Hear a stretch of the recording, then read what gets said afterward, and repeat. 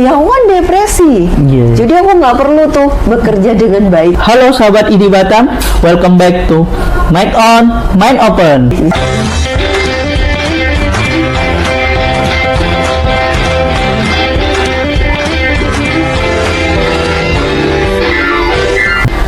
Assalamualaikum warahmatullahi wabarakatuh. Salam sejahtera untuk kita semua. Salam sehat. Perkenalkan, saya Dr. Irwan Tansani sebagai host kali ini. Episode kali ini kita akan bahas tentang bagian sehat lainnya. Sehat menurut WHO tidak hanya keadaan fisik yang baik, fungsi tubuh yang berjalan baik, juga terkait dengan mental dan jiwa yang sehat, serta mampu berinteraksi sosial. Oleh karena itu, kita akan mengangkat tema pada kesempatan kali ini, yaitu dampak sosial media terhadap gangguan mental. Bersama kita sudah bergabung seorang ahli kedokteran jiwa atau psikiater yang berpraktek di Rumah Sakit Awal Bros Botania, Dr. Revit Jayanti SPKJ. Terima kasih dokter sudah hadir.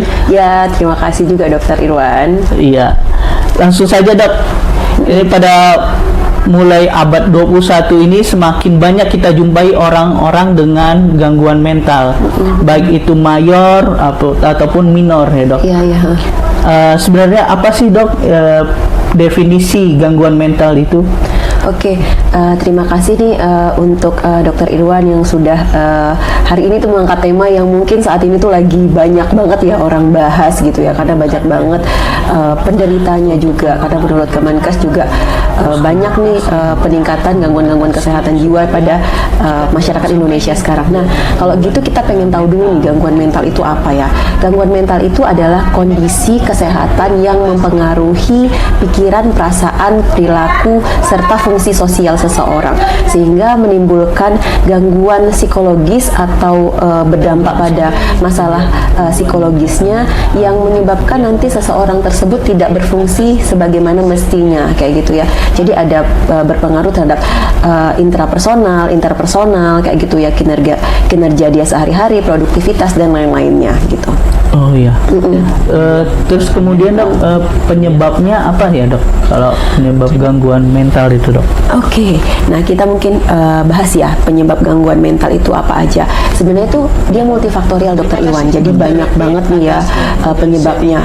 Nah, dia terdiri dari faktor biologi, psikologi, sosial, dan spiritual kayak gitu ya. Biologi itu apa aja gitu ya? Biologi itu ada di genetik, gangguan zat kimia di tubuh kayak gitu ya, penggunaan obat-obatan, terus juga pada saat dia di dalam kandungan ibunya mungkin ada sesuatu hal yang terjadi, apa kurang gizi atau sempat ibunya mungkin stres kayak gitu ya. Terus saat lahir dia lahirnya tuh bagus nggak gitu ya, apa misalnya lahirnya itu biru gitu ya. Dokter Irwan kan sering tuh ya anak-anak lahirnya biru nggak langsung nangis. Kalau Dokter Irwan mungkin di kedokteran belajar tuh Apgar skornya berapa kayak gitu, itu juga mempengaruhi. Terus 1000 hari pertama itu pengaruh banget, itu faktor biologikalnya kayak gitu ya. Nah, terus apalagi kita masuk ke faktor psikologis. Faktor psikologis nih coping mekanisme seseorang gitu ya. Coping mekanisme tuh bagaimana seseorang bertahan terhadap stres. Itu dipengaruhi oleh apa? Pola asuh dari orang tua. Jadi orang tua nih mungkin sahabat ID kayak gitu ya, yang dimana beberapa pola asuh itu menyebabkan anak-anak menjadikan dia itu rentan atau rapuh terhadap suatu stresor gitu. Terus apalagi faktor psikologis, trauma gitu ya, trauma masa lalu kayak gitu ya. Terus keadaan-keadaan yang mempengaruhi dirinya secara psikologis, misalnya bencana alam kayak gitu ya, itu juga mempengaruhi. Lalu faktor sosial. Nah, faktor sosial ini baru relasi ya, hubungan percintaan kayak gitu ya, hubungan dengan orang tua, keluarga, pertemanan, beban kerja, terus juga lagi beban ekonomi, beban pendidikan gitu ya. Nah itu semuanya mempengaruhi faktor-faktor tersebut, dan kita tidak juga lupa untuk faktor spiritual. Spiritual ini tuh kan kita mempercayai ada sesuatu hal di lain diri kita tuh yang sangat besar kayak gitu. Ketika perspektif kita negatif terhadap spiritual ini, itu akan mempengaruhi kesehatan mental seseorang juga, dokter. Jadi multifaktorial sekali. Makin banyak faktornya, yang kemungkinan besar dirinya itu menderita gangguan kejiwaan itu akan lebih besar, dokter Irwan. Iya. Juga ini dok ya, pengaruh juga dengan hormonal ya dok. Betul. Nah itu termasuk faktor biologikal tadi, hormon-hormon, ya, neurotransmitter dan lain termasuk di situ. Oke. Gejala-gejalanya seperti apa dok ya, yang sering kita ketahui untuk orang-orang gangguan mental tersebut? Oke. Nah sahabat ID, mungkin ini perlu kita tahu ya, karena mungkin ada beberapa warning sign ya dokter Irwan yang perlu kita ketahui, sehingga mungkin masyarakat kita tuh tahu, oh ini saya harus udah ke profesional, oh ini saya masih bisa untuk rilis sendiri, untuk perbaiki sendiri kayak gitu ya. Nah gejala-gejala itu sebenarnya juga kompleks, tidak hanya satu, tapi banyak gejala yang terus menerus kayak gitu ya. Itu yang kita katakan gangguan. Tapi ketika itu tidak terus menerus, hanya beberapa waktu saja, itu tidak gangguan, itu hanya sementara. Berarti itu stres yang normal, atau kita bilang tuh eustress kayak gitu ya. Nah apa aja sih gejalanya? Bisa gejala fisik gitu ya. Ini dokter Irwan nih mungkin sebagai klinisi, biasanya di klinik sering nih yang gangguan lambung, sakit kepala, vertigo gitu ya, terus merasa keliengan, terus kayak nafasnya tuh cepat dan dangkal, hidungnya tuh terasa tersumbat gitu ya, terus juga ngerasa sakit-sakit di banyak tubuh, terus jantungnya debar-debar atau jantungnya terasa nyeri kayak gitu, terus ada bagian tubuhnya yang sakit, merasa seperti itu, gejalanya secara fisik kayak gitu ya. Terus apalagi selain itu secara fisik, sahabat ID, bisa juga tuh secara perilaku gitu ya, jadinya tuh pola makannya terganggu, pola tidurnya terganggu kayak gitu, terus juga pola behaviornya lain terganggu, misalnya tuh kayak ngerokok gitu, ngerokoknya makin banyak, atau biasanya nggak ngerokok jadi ngerokok. Terus apalagi bisa juga sampai penggunaan obat-obatan, agar apa? Agar dia merasa rilis dari stresnya kayak gitu ya. Terus mungkin biasanya dia tuh tenang orangnya, tiba-tiba kok suka kebut-kebutan. Nah itu gejala gangguan perilaku. Terus apalagi bisa juga dengan gejala emosi kayak gitu ya. Jadi emosinya tuh sering marah-marah gitu ya, terus sensitif, terus juga moodnya naik turun, nggak diapa-apain aja kadang nangis gitu, nggak diapa-apain aja kadang marah kayak gitu. Terus juga bisa mengurung diri kayak gitu, irritable. Nah itu gejala-gejala yang bisa ada pada saat gangguan mental. Nah balik lagi, kalau ini terus-menerus, makin lama makin berat, atau terus-menerus dan tidak ada perbaikan, ya kemungkinan itu adalah sudah gangguan. Tapi kalau misalnya sesekali nih dokter Iwan, misalnya tuh saya sedih karena kucing saya mati kayak gitu ya tadi pagi gitu, tapi sedihnya hanya sementara aja, tidak, itu adalah bukan gangguan, itu ya sesuatu yang normal. Jadi kita harus tahu nih sahabat ID, saat ini normal atau tidak normal. Nah itu harus kita pahami kayak gitu, karena jangan kita itu nanti tiba-tiba, wah aku udah depresi, aku udah anxiety, kan banyak banget tuh datang dengan ke saya kayak gitu ya. Nah itu mungkin kita harus pahami. Iya, mungkin di dalam beberapa kondisi memang kita harus mengekspresikan ya dok. Betul. Ya. Misalnya kita lagi sedih, kita ekspresikan gitu ya dok. Betul, ya? iya benar. Ekspresi yang sedih, bukan sebaliknya gitu ya dok. Ya? Betul. Oh, okay. Kita harus jujur ya sama perasaan kita juga ya. Iya betul. Perasaan kita. Terus apa dok nih tanda-tanda bahaya nih, atau tanda-tanda yang mengharuskan nih seseorang nih harus sebaiknya ke psikiater atau psikiatri? Oke. Apa sih sebenarnya tanda-tanda atau gejala-gejala seseorang itu udah harus ke psikiater atau meminta pertolongan deh gitu ya. Ketika ini terjadi terus-menerus, terus juga memberat, terus juga sudah mengganggu fungsinya dan menyebabkan disabilitas. Ya, disabilitas itu yang biasanya bisa produktif, tidak produktif lagi. Yang biasanya mungkin bisa masak sendiri ini udah nggak bisa lagi. Yang biasanya bisa aktivitas udah nggak bisa aktivitas lagi. Yang biasanya kongko sama teman-temannya ini udah nggak mau lagi, udah menarik diri. Dan juga yang paling penting itu adalah dia membahayakan dirinya atau orang lain. Misal ada keinginan menyakiti diri, terus juga ada keinginan untuk marah-marah sama orang lain sampai mohon maaf lempar barang atau apa kayak gitu ya, atau impulsif sekali belanja kayak gitu ya, atau impulsif sekali kalau misalnya ada orang yang nanya langsung kayak marah-marah terus langsung ingin mencederai kayak gitu. Nah itu apalagi itu berarti udah warning sign banget kalau misalnya dia butuh pertolongan gitu. Iya. Oh, gitu ya. Jadi perlu sangat perlu kita pahamin gitu. Kalau sudah mencelakai diri kita ya dok, Betul, ya, mencelakai diri kita, mencelakai orang lain di sekitar kita, nah, itu wajib harus minta pertolongan Betul, ke bagian profesional ya. Sedikit intermezzo dok, ya mungkin ya dokter sudah melihat juga ya, melihat dari fenomena kita tuh banyak sekali tuh dok yang self diagnosis dok. Di apalagi di sosial media ya, self diagnosis. Terus tanggapan dokter tuh gimana dok? Oke, ya self diagnosis ini mungkin ini ada pisau bermata dua ya. Kenapa saya bilang pisau bermata dua? Satu mungkin akibatnya bagus sehingga orang lebih awareness, lebih tahu nih tentang kondisi kesehatannya, sehingga kemungkinan besar mereka lebih tahu dan bisa meminta pertolongan gitu ya. Tapi yang satunya lagi itu membuat mereka akhirnya tuh kayak satu bisa mencari pembenaran atas apa-apa yang dia lakukan ya. Ya depresi. Jadi aku nggak perlu tuh bekerja dengan baik misalnya kayak gitu ya. Nah itu buruknya. Terus apalagi keburukannya kalau misal self diagnose, bisa aja karena dia tahu dia kenapa nggak meminta pertolongan karena takut. Karena kan apalagi makanya mungkin sahabat ID ini kami psikiater, psikolog kayak gitu selalu mengubah stigma ini, berusaha untuk mengubah stigma ini. Jadi gangguan kejiwaan itu, masalah mental health itu kita selalu edukasi masyarakat supaya apa, nggak ada lagi stigma, sehingga kalau ke psikiater, ke psikolog sama kayak ke dokter yang lainnya kayak gitu ya, ke dokter penyakit dalam, ke dokter paru, ke dokter bedah gitu ya. Jadi sama, ke dokter jantung, jadi sama aja kayak gitu. Karena sakit itu kan juga ada faktornya, penyebabnya, sehingga ya semuanya perlu untuk mendapat pertolongan tergantung dari ini sakitnya apa gitu dokter. Jadi ini pisau bermata dua ya. Tapi kalau saya sih lebih sarankan untuk teman-teman kalau misalnya ada mengalami gangguan yang sudah saya bicarakan tadi, sebaiknya ke profesional.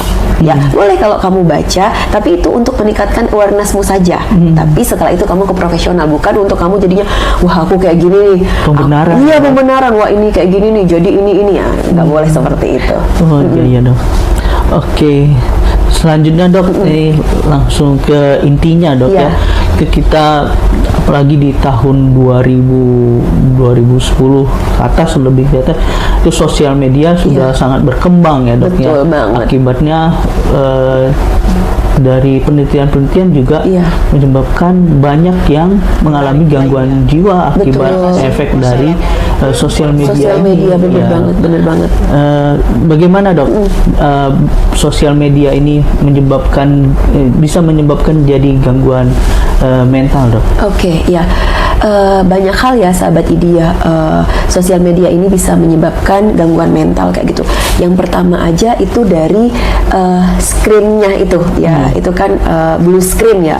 Blue screen itu akan menyebabkan terganggunya hormonal atau neurotransmitter di tubuh kita kayak gitu. Dan dia terutama mengganggu apa? HPA axis mungkin ya, hypothalamus pituitary axis yang itu bekerja untuk umpan balik kayak gitu ya, hormon stres kayak gitu ya. Nah itu akan mengganggu sehingga apa? Irama sirkadian tubuh kita terganggu gitu ya. Yang harusnya tidurnya malam jadi pagi kayak gitu. Yang harusnya bisa tidur gitu ya dokter Iwannya, yang harus bisa tidur jadi nggak bisa tidur. Tentu itu akan mengganggu kayak gitu ya. Itu dulu kayak gitu. Terus hormon stres itu akan bisa berdampak ke depresi, cemas kayak gitu ya. Terus juga kalau ada yang bibit-bibit atau genetiknya ADHD bisa menyebabkan ADHD-nya muncul kayak gitu ya. Itu yang pertama. Terus yang kedua, apalagi kan sosial media itu misalnya kayak games kayak gitu ya. Itu kan membuat orang tuh seneng ya karena dopaminnya banyak, tinggi kayak gitu ya.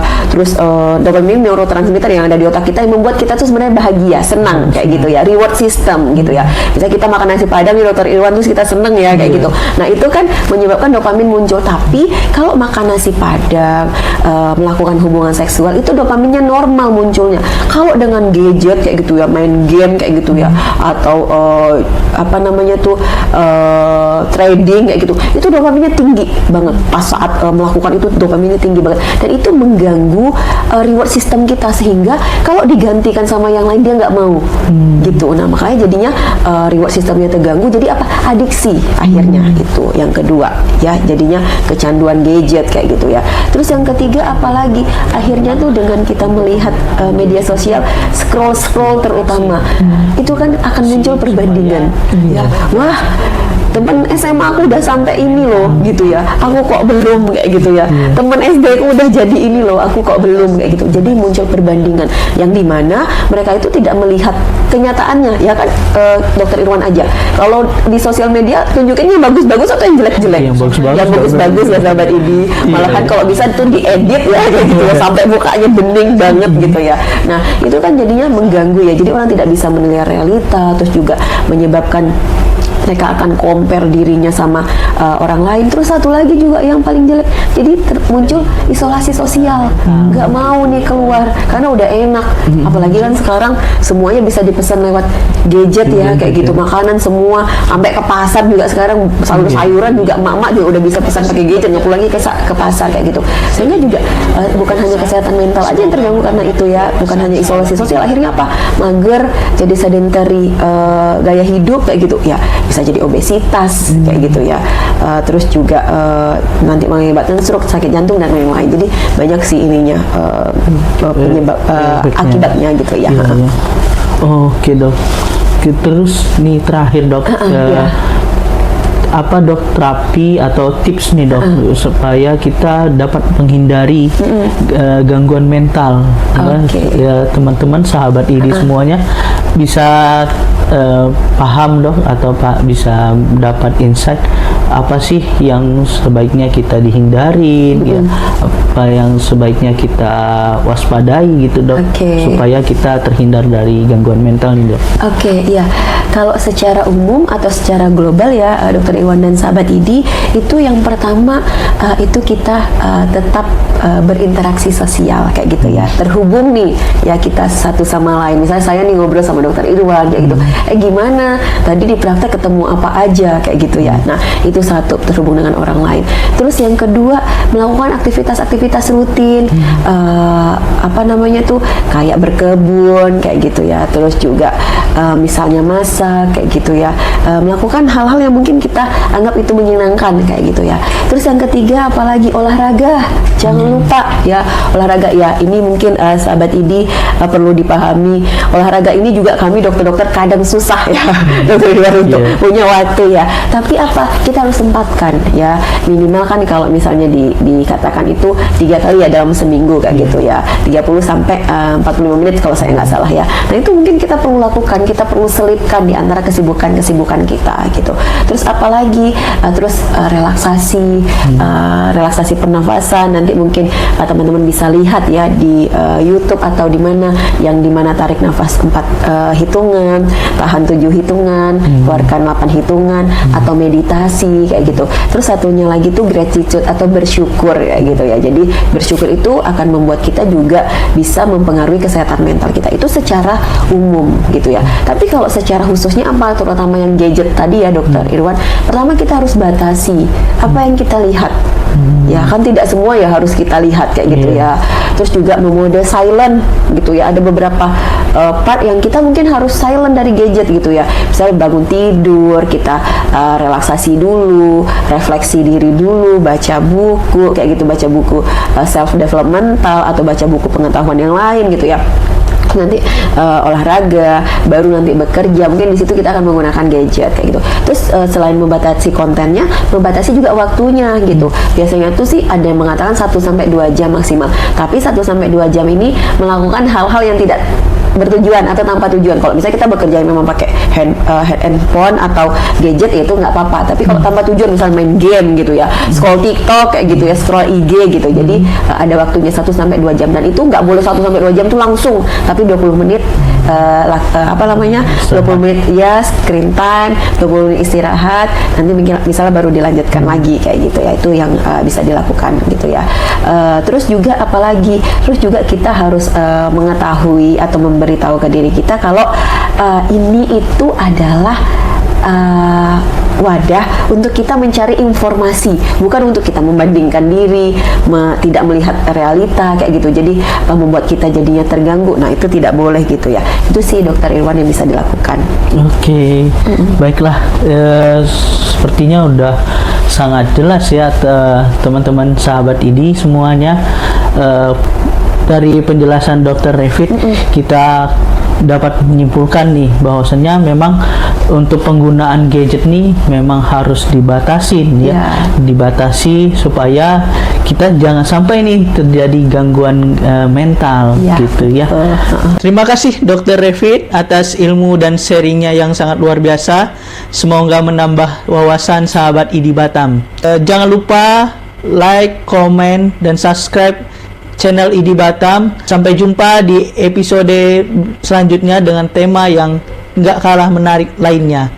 Terima kasih. Wassalamualaikum warahmatullahi wabarakatuh.